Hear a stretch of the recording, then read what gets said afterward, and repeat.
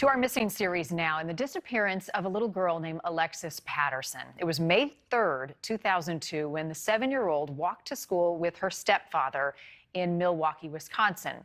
She never made it home that day. That was 20 years ago. No one has seen Alexis since. You may not have heard of Alexis's disappearance when it happened all those years ago, and some say it's because of another young girl who went missing around the same time, more than 1,000 miles away. And it is a case you'll know that gripped the nation. 14-year-old Elizabeth Smart was kidnapped in Salt Lake City within hours. Her photos were everywhere, plastered on national TV. The FBI joined the search and offered a $250,000 reward. But when it came to Alexis's case, things moved much more slowly. The FBI did not get involved until 3 days after this little girl vanished. A week after that, a $10,000 reward was offered. Elizabeth was found 9 months after her abduction. Alexis, 2 decades later, is still missing. Correspondent Kelly Beeson is joining us live in Milwaukee tonight. Kelly, you spoke with Alexis's mom today. She believes her little girl is still out there somewhere. She does, Marnie, and for years she's been passionate about tracking her down. Now, on the 20th anniversary of her daughter's disappearance, she's hoping the renewed spotlight on this case helps to reunite her family. She was an amazing little girl. She was my shining star. She still is my shining star. Alexis Patterson was an ambitious student who loved to read and write. Teachers noting the little girl's beautiful smile. Her mother says she never missed a day of school. Loved school, loved school on every level.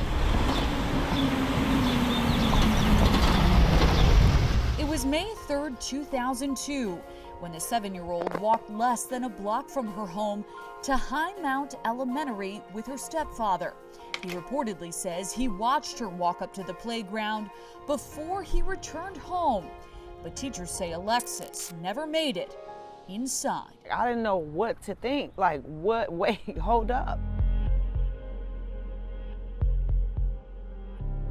2 weeks before Alexis disappeared, the school had sent a letter home saying that there was a man trying to abduct a child. I was scared. It was a revelation that sparked a frantic search. Posters with this image of Alexis in pigtails flooded the Milwaukee community. Volunteers, loved ones, and law enforcement hit the streets. But after days, weeks, and months of efforts, there was no sign of Alexis. At the time, I just wanted my baby, and now I just want my baby. I believe her stepfather led her to the school and could not confirm seeing her enter the school. That raised a red flag. James Burnett is a former reporter for the Milwaukee Journal-Sentinel who covered this story extensively when it first broke. Just out of college at the time, Burnett says he had a credible police source tell him Alexis's mother and stepfather were not suspects in the crime, but were interviewed because they were the last to have had contact with their daughter before her disappearance. While Alexis's mother, Ayanna, passed her test, the source told Burnett Alexis's stepfather, Laurent Bourgeois, failed certain elements concerning whether or not he may have knowledge of the little girl's whereabouts. When I heard it, figuratively, my jaw dropped, and I had to pick my jaw up and ask my source to repeat it and tell me again and tell me again and tell me again. Burnett says that same source told him polygraph test results aren't admissible as evidence in Wisconsin courts and likely could not be used against Bourgeois in the event of any possible future criminal action. My response was, it's going to get out there because I'm going to report it. I have to. It's relevant to this case. I have no doubt that there were people who were unhappy that I reported that, but again, my source was credible. While Burnett did include the results in an article on May 11th, 2002, and 5 years later added Bourgeois' criminal record, including his involvement in a bank robbery in 1994, no other major revelations emerged. Ayanna says she believes the attention on her then husband took the focus off of Alexis's disappearance, distracting from the search. I don't make anything of that because I took a lie detective test too. But there's no telling what they asked him. I mean, I don't know. I don't trust LaRon either. I don't trust him. I don't trust nobody. Bourgeois and Ayanna divorced in 2005, years before he died of an apparent overdose in 2021.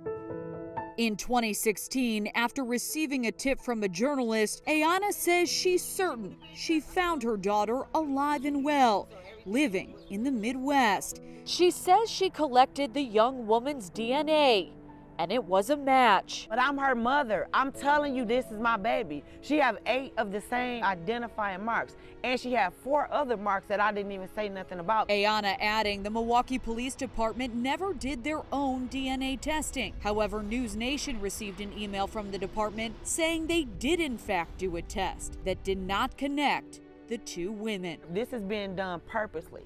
They're going out their way not to connect me and my daughter's DNA because there are higher people involved. People more higher up.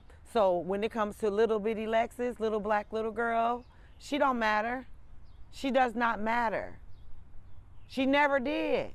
Now we want to read a statement we received from Milwaukee police. They say they're dedicated to continuing to work on the missing persons case of Alexis Patterson. Throughout this case, detectives have thoroughly investigated each lead and continue to request the public's assistance. Marnie. Kelly, it's such a tough one, and I feel for her mom. All these years later, Alexis would be 27 years old now. And like she said, I mean, she could be anywhere. So give me a clearer picture of this DNA situation. So mom says the DNA matched. Police say we ran the DNA. It didn't match. There's this woman in the Midwest who mom says, this is my daughter. What more do we know about that woman and her involvement and what she knows about all of this?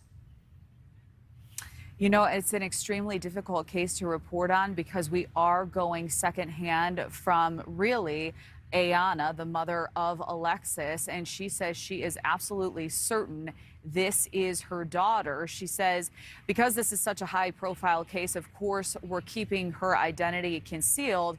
However, she says there are a lot of layers, a lot of complications to it. Obviously, this woman has moved on with her life, has 2 children of her own, and so there are some complicating factors to this. But as we did report on, and as you mentioned, Marnie, police have said that they have had contact with this woman, that they did run a DNA test, that there is no conclusive evidence that the 2 are linked, are family. And so it really is a he said, she said without us doing our own DNA testing ourselves and being able to report on those results. Meantime, the case is still open, police still investigating, and any mom never gives up on finding their child. Really sad story here, Kelly. Thank you for the update. And if you have any information about the disappearance of Alexis Patterson, any information is still good information. Call the Milwaukee Police Department or Crime Stoppers. We have that number for you right there on the screen. And we've said this before, every single missing person matters. Their stories are important. They're important to the families who are looking for answers, and they're important to us. We want to partner with you to bring more of these stories, just like Alexis's, into the spotlight. They need coverage. If someone you love has gone missing or you know of a case you think we should hear about and look into, please send us your tips to our website, newsnationnow.com/missing. Thanks for watching. Click the red subscribe button below so you can get more of NewsNation's fact-driven, unbiased coverage. Thanks for watching. Click the red subscribe button below so you can get more of NewsNation's fact-driven, unbiased coverage.